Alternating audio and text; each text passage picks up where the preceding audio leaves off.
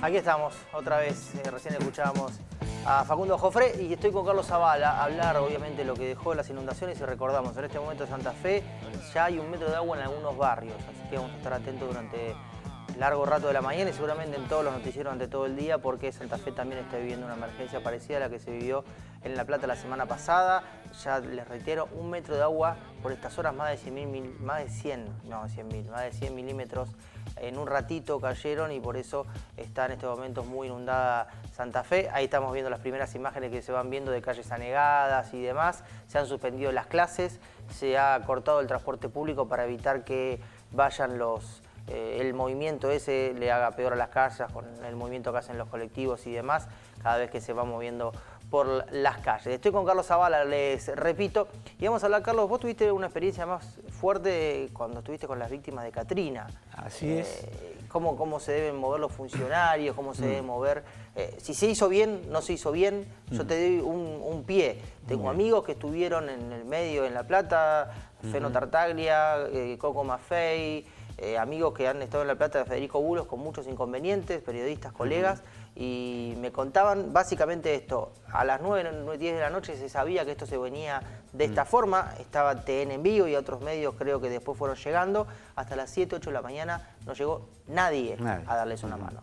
Sí, digamos, han existido problemas de coordinación interna entre el gobierno municipal, el provincial y el nacional, que se juntaron en un momento también preciso del famoso fin de semana extra large que tuvimos, y eso le quitó capacidad de decisión. De reacción rápida, digamos. Claro, porque hay que tomar ciertas decisiones y evidentemente los sistemas de alarma no funcionaban porque en verdad no funcionan mucho, y a eso se sumaba un montón de, digamos, de propuestas del sistema de Naciones Unidas y demás que no suelen ser escuchadas hasta que ocurre un desastre. En general esto pasa después.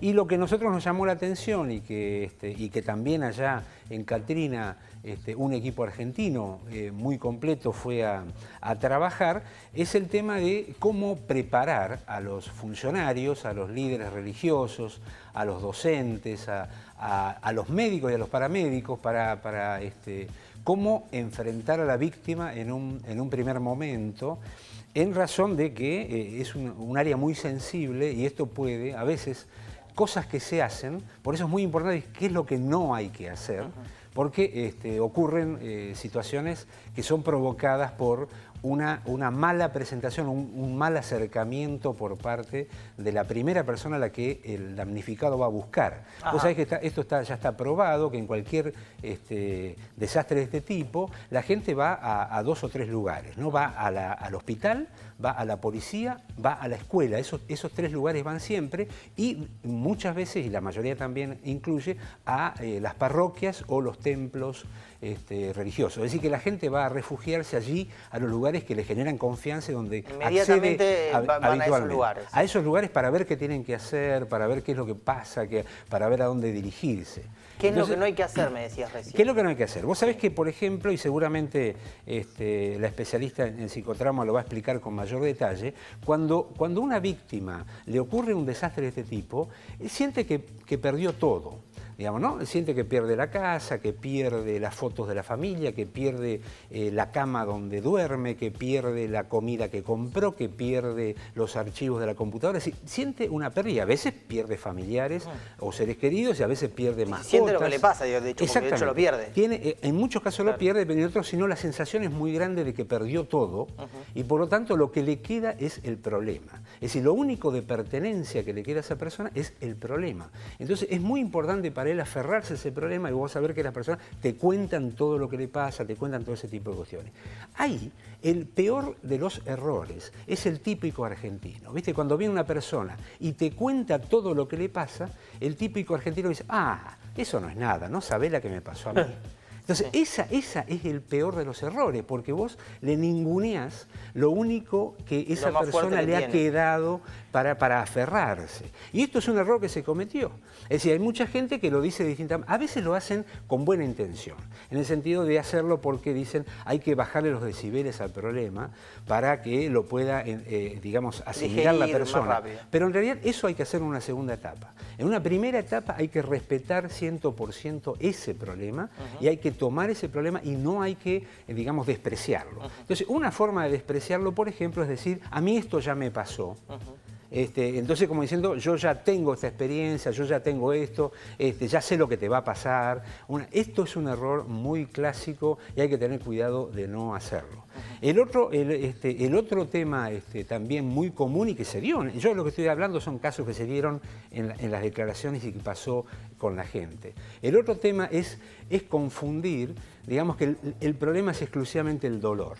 Entonces, por ejemplo, hay funcionarios que van y dicen, bueno, esto te va a pasar, es un dolor, es como que toman como que sea un dolor de, bueno, se te murió tu abuelita de 100 años, es natural, es ley natural de la vida, esto lo vas a superar. Pero en realidad la gente, además de dolor, tiene indignación, porque sabe que eso no le tenía que haber pasado. Si la gente es consciente de que esto que le pasó no le debió haber pasado y que la persona que tiene enfrente tiene responsabilidad en eso. Y por eso reacciona también la gente con indignación. Entonces hay que tener en cuenta de que no hay que despreciar ese dolor y hay que tener en cuenta que la gente, además del dolor de lo que perdió, tiene la indignación por lo que le pasó, porque no es una cuestión natural. La gente que tiene que ayudar justamente a los damnificados deberían tener alguna capacitación especial en cuanto a lo psicológico, más que nada, no solamente en cuanto a la acción que tiene que hacer de ayudar, sino en cuanto a la contención, cómo tratarlo, y da la sensación, sin saberlo,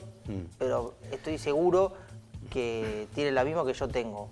Bueno, voluntad, ponerle de ir a charlar, pero no saben cómo manejarse justamente. Pero acá hay expertos muy calificados en ese tema. Vos fijate que Argentina vende, digo esto internacionalmente, este tema, este conocimiento, digamos. Hay un programa argentino que es muy exitoso en todo el mundo, digamos que se vende a través de, vende es una forma de decir, ¿no? A través de Naciones Unidas, que es el de apoyo en salud mental y psicosocial post-desastre, que incluye estas cosas, e incluye fundamentalmente el tema del entrenamiento a los docentes. Viste que ahora se están reabriendo las clases, están recuperando los colegios, lo están poniendo en condiciones. Ahí el docente juega un rol fundamental, porque no solamente con cómo contener a los chicos, sino además cómo contener a los padres.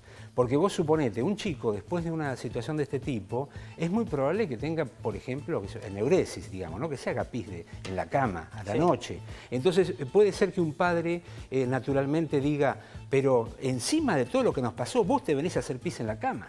Que es una reacción bastante típica. Bueno, hay que prever, tiene que haber una contención, y eso lo hace el docente. Que la gente sepa. Eso lo hace el docente. Si el docente está en condiciones de llegar al padre para darle esta serie de elementos para saber cuáles son las reacciones. Pero ese docente tiene que ser entrenado por la gente, digamos los especialistas, psiquiatras y psicólogos especializados en temas de desastres y psicotraumas, porque es la forma de llegar. Es decir, igual que el tema de los hospitales. En los hospitales hay médicos emergentólogos, hay psicólogos y hay psiquiatras especializados.